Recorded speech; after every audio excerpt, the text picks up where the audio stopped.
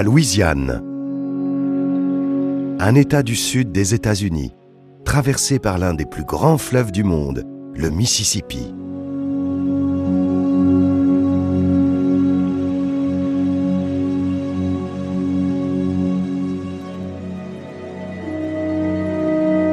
Cette destination, très prisée des touristes, au climat quasi tropical, est riche d'une faune et d'une flore foisonnantes. La Louisiane est indissociable du fleuve qui a modelé cet univers aquatique extraordinaire.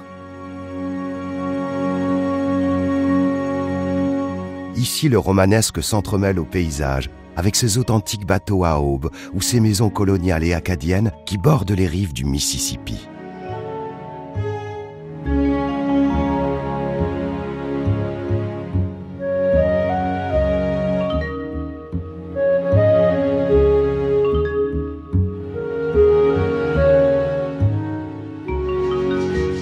La Nouvelle-Orléans est la plus grande ville de la Louisiane et la plus cosmopolite. Elle concentre un brassage unique des cultures cajun, hispaniques, afro-américaines, créoles et indiennes. La Nouvelle-Orléans est la seule cité américaine bâtie au-dessous du niveau de la mer et elle a su en tirer parti. Elle est devenue un des principaux ports des États-Unis. La ville et son industrie, liées en grande partie à l'activité pétrolière, a su concilier les différents styles architecturaux.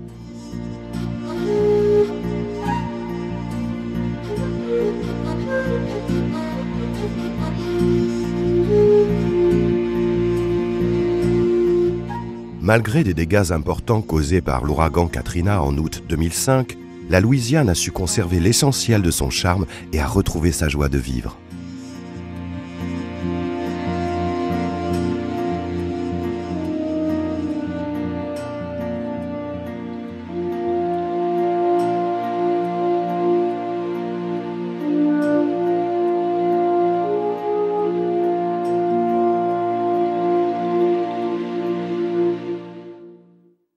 Pour mieux comprendre la Louisiane, faisons un petit voyage dans le temps. Le grand explorateur français, Cavalier de La Salle, descend le cours du Mississippi en 1682 et prend possession de la Louisiane, baptisée ainsi en l'honneur du roi Louis XIV. La plantation d'Oak Alley, l'allée des chênes en français, symbolise le passé colonial fastueux de la Louisiane qui s'est construite sur l'exploitation de milliers d'esclaves amenés de force de leur lointaine Afrique.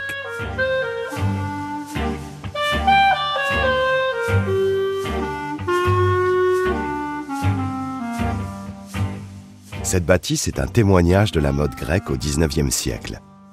Ce site historique garde les vestiges d'un monde disparu, quand les grandes plantations de canne à sucre et de coton d'avant la guerre de sécession prospéraient sur les berges du fleuve. Ce commerce florissant a permis la construction de demeures plus fastueuses les unes que les autres.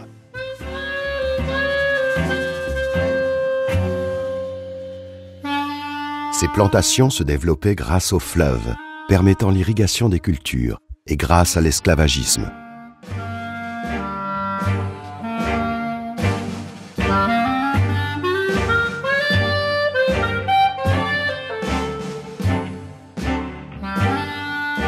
À Laura Plantation, non loin de Oak Alley, cette femme fait découvrir chaque jour la saga d'une famille française originaire de Bordeaux où près de 200 ans de vie créole s'écoulent au sein d'un vaste domaine agricole.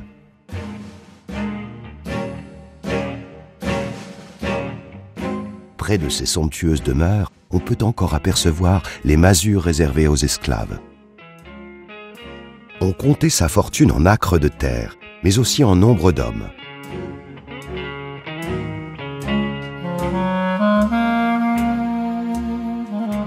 Fondée en 1718 par Jean-Baptiste Lemoine de Bienville en l'honneur du régent Philippe d'Orléans, la Nouvelle-Orléans abritait une population déjà cosmopolite. Au XXe siècle, elle avait la réputation sulfureuse d'une cité de débauche et de tripots.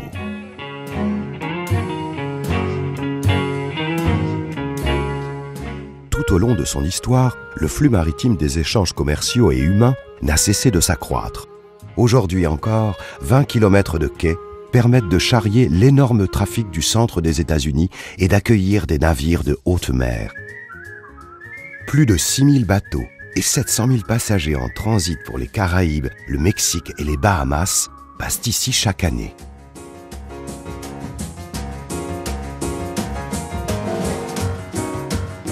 Les steamboats, les bateaux à roues à aubes, naviguent encore pour le tourisme et pour la plus grande joie de tous.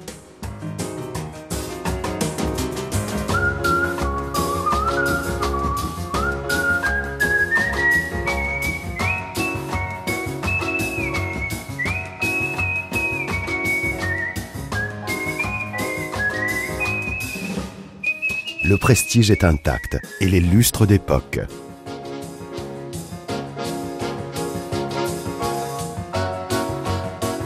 Les supertankers ou navires pétroliers croisent régulièrement ces bateaux de charme.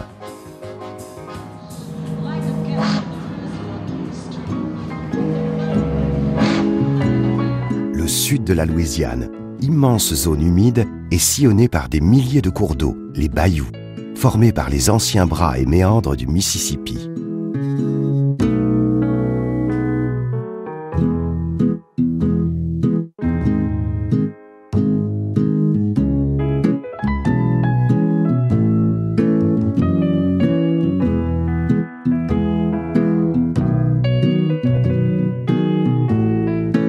Les bayous s'étendent sur tout le sud de l'État louisianais, formant un réseau navigable de milliers de kilomètres avec un courant très lent qui va vers la mer à marée basse.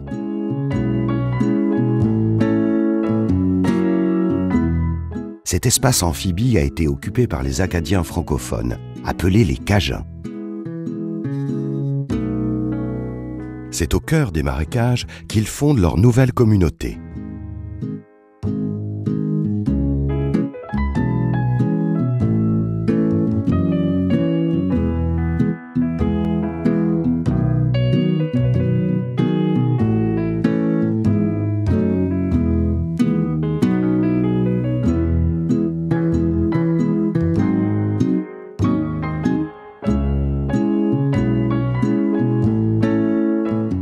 Ces nouveaux Acadiens, les Cajuns, jurent fidélité à leur drapeau et à l'Église catholique.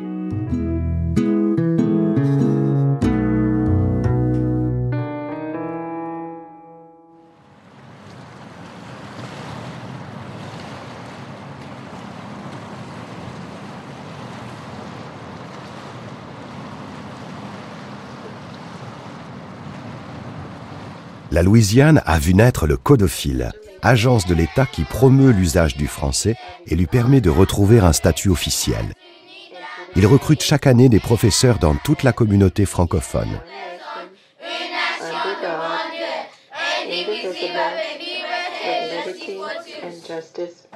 On va apprendre des expressions, surtout des expressions dites en français en Louisiane cette semaine. Tu vois, la fille veut chercher quelque chose, tu vois, c'est tous des différents morceaux de viande, des saucisses. C'est la viande, qu'est-ce que tu vas faire avec la viande? Manger. Ça cherche quelque chose à manger, elle choisit le cheval. Tu connais une expression comme ça? Vous connaissez quoi? I can eat a horse. I'm so hungry I can eat a horse. Ouais, j'ai assez faim que je peux manger un cheval, ok? Le formidable brassage ethnique de la Louisiane fait de cet État un des meilleurs exemples du multiculturalisme états-unien.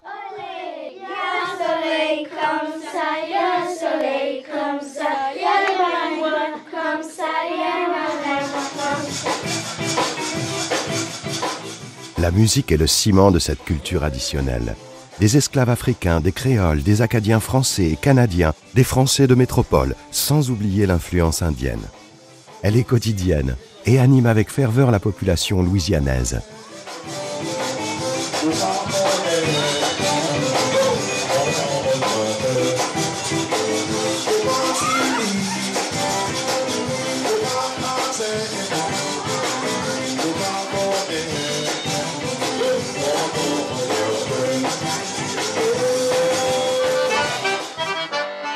Le mélodéon est arrivé au XIXe siècle avec les émigrants allemands et s'est très vite imposé grâce à ses qualités techniques.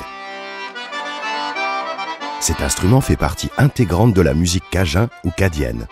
Elle est typique du sud de la Louisiane, native des bayous.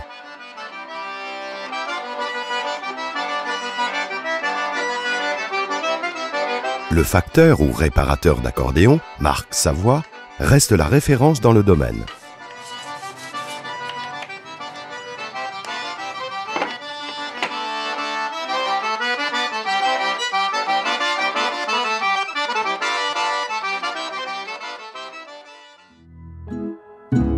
sur la rive méridionale du lac Pontchartrain, la Nouvelle-Orléans.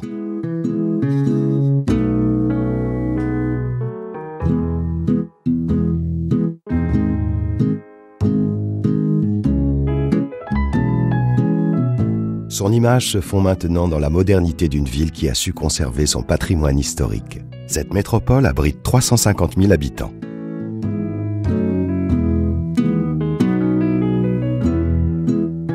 Flâner sur l'avenue Saint-Charles, c'est côtoyer des fortunes impressionnantes et le chic des ambassades. Il n'est pas rare de trouver de nombreux palais ou châteaux soutenus par une galerie de colonnes grecques, comme pour souligner l'autorité financière de ses propriétaires.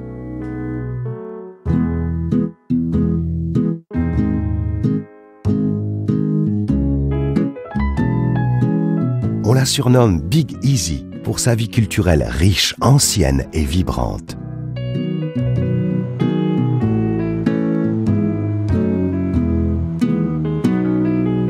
C'est une ville qui se découvre sur plusieurs jours et ne se limite pas au seul quartier français nocturne et festif.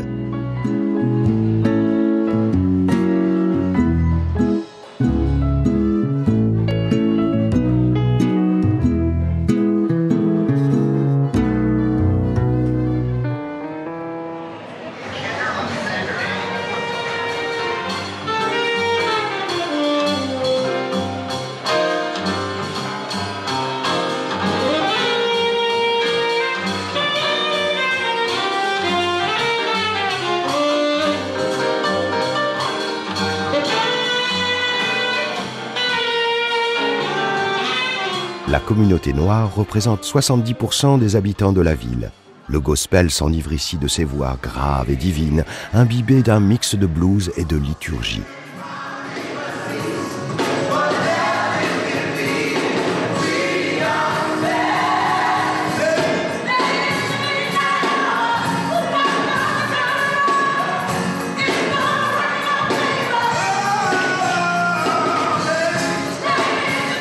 De jour comme de nuit, toutes les générations vibrent au son du gospel, du jazz et de la musique cajun.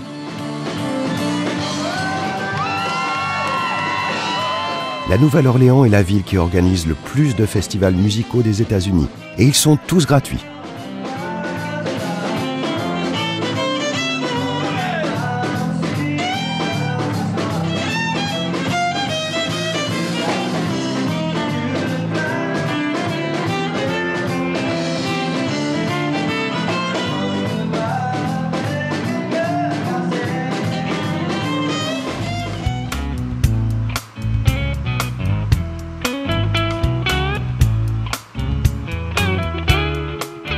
L'eau est omniprésente dans le sud de la Louisiane, avec ses bayous, ses marécages et ses lacs où les eaux du golfe du Mexique se mélangent parfois aux eaux plus douces et plus froides du Mississippi, au grand bonheur des pêcheurs.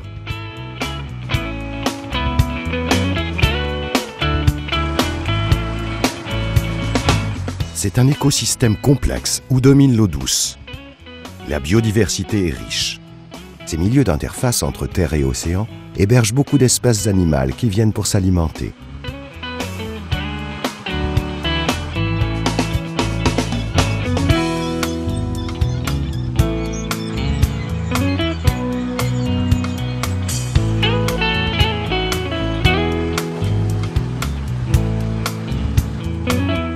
L'exploitation de la crevette, de l'écrevisse et de l'huître permet à la région de générer chaque année des gains considérables.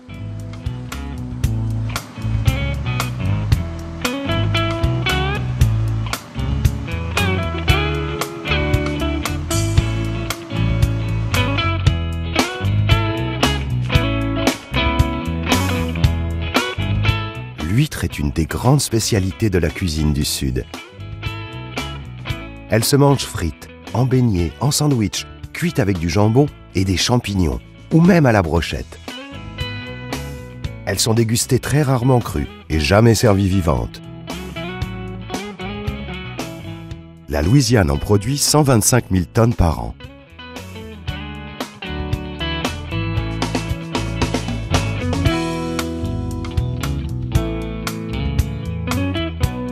Les huîtres, comme les écrevisses, sont des composantes importantes de la cuisine cadienne. L'écrevisse fait tellement partie intégrante de la culture qu'une légende cajun raconte que les Acadiens, chassés de la Nouvelle-Écosse, furent accompagnés par les homards. Mais le voyage était si long et si pénible qu'au fur et à mesure qu'ils avançaient, leur taille diminuait et arrivés dans les bayous de la Louisiane, les homards étaient devenus des écrevisses.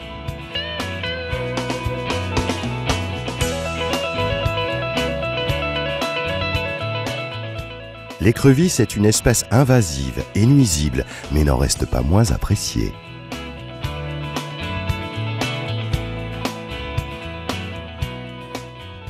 Le tabasco est une célèbre petite bouteille rouge dans laquelle est enfermée une sauce épicée qui agrémente les plats de la cuisine locale et enflamme le palais des Louisianais et de beaucoup d'autres dans le monde depuis 1868.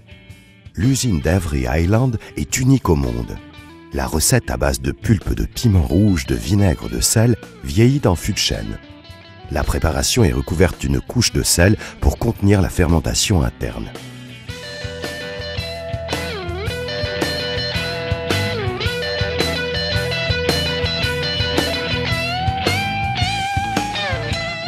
C'est un triomphe commercial, avec une production de 700 000 bouteilles par jour, exportées dans 160 pays.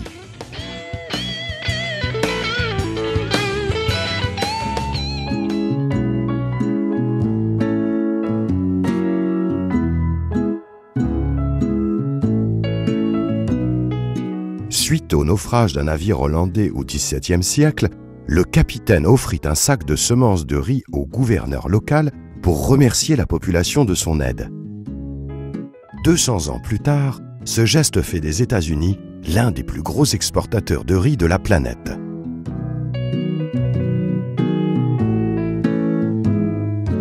Les grandes exploitations agricoles de patates douces, ici au nord de Bâton Rouge, font appel à une main-d'œuvre saisonnière essentiellement d'origine mexicaine.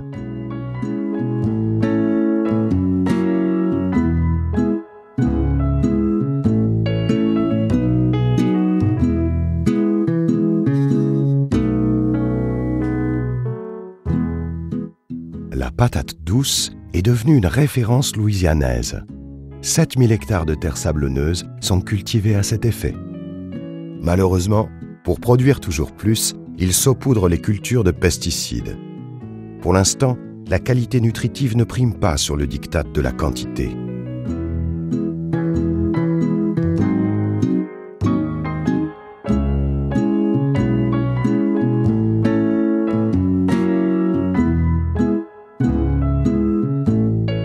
L'agriculture biologique n'est pas encore au goût du jour.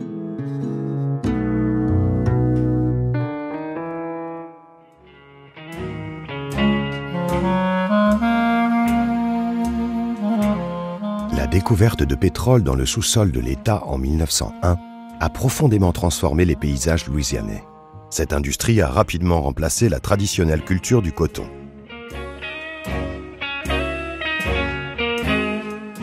Depuis les premiers champs pétrolifères, 4500 plateformes sont désormais en activité.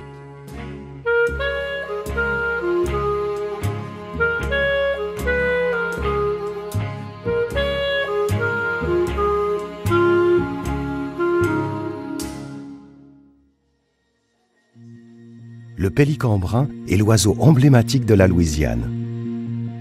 Avec leurs larges ailes et leurs longs becs, les pélicans sont balourds à terre. Toutefois, ils sont d'une rare élégance dans les airs et d'une efficacité redoutable lorsqu'ils plongent pour pêcher dans les mers qui bordent le continent américain.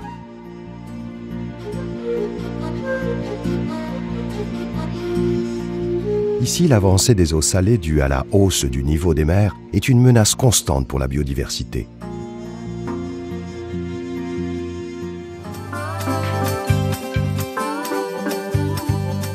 Les kilomètres de voies fluviales forment un berceau protecteur de la faune et de la flore. C'est aussi un lieu de passage stratégique pour toutes sortes de trafics. Les patrouilles de shérif sont nombreuses et très équipées, avec des bateaux d'intervention rapide.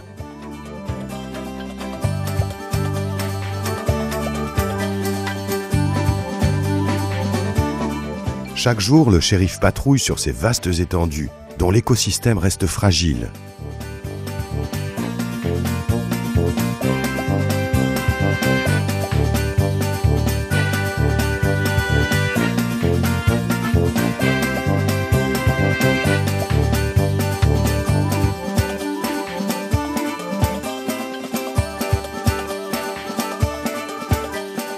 La protection de cette zone sensible est heureusement prise en compte aujourd'hui par les instances dirigeantes. C'est un véritable paradis aquatique, où les spatules rosées côtoient les ibis blancs et gris et les hérons de toutes les couleurs.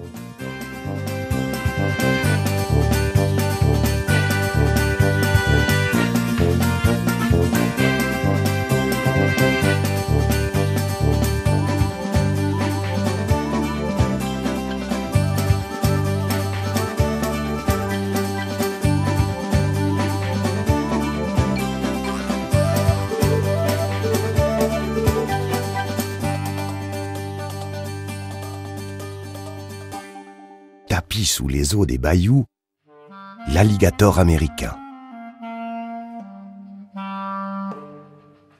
Mais ce n'est pas le seul habitant des bayous. Castors, serpents, loutres et tortues cohabitent avec ce redoutable prédateur. Il ne doit pas être confondu avec le crocodile, un cousin qui peut lui survivre de 30 années. Mais il n'en reste pas moins impressionnant.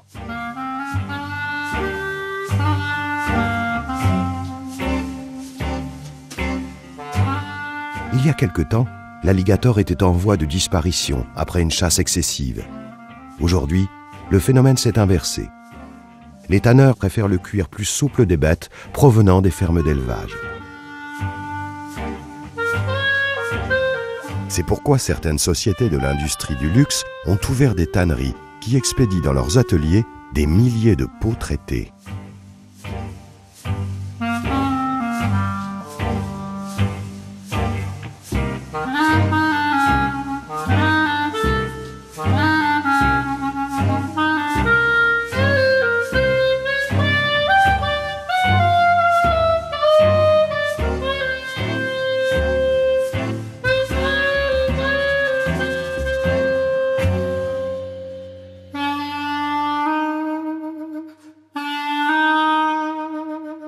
Dans cet État du Sud, le formidable mélange de racines culturelles est à l'image du Mississippi et de ses ramifications tentaculaires qui s'entrelacent dans cet univers exceptionnel où la terre et l'eau repoussent sans cesse leurs limites. Une terre meuble, toujours menacée et dont le fragile équilibre ne tient qu'à quelques fils.